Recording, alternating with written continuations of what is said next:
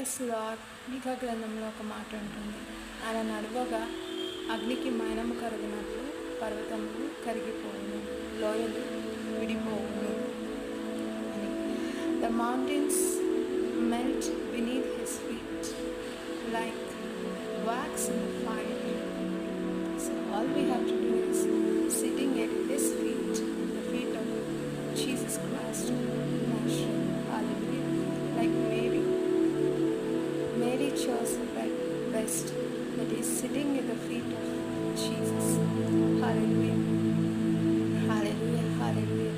ఆయన పర్వతములను అది త్రాసులో కొలిచిన వాడు అని ఉంటుంది.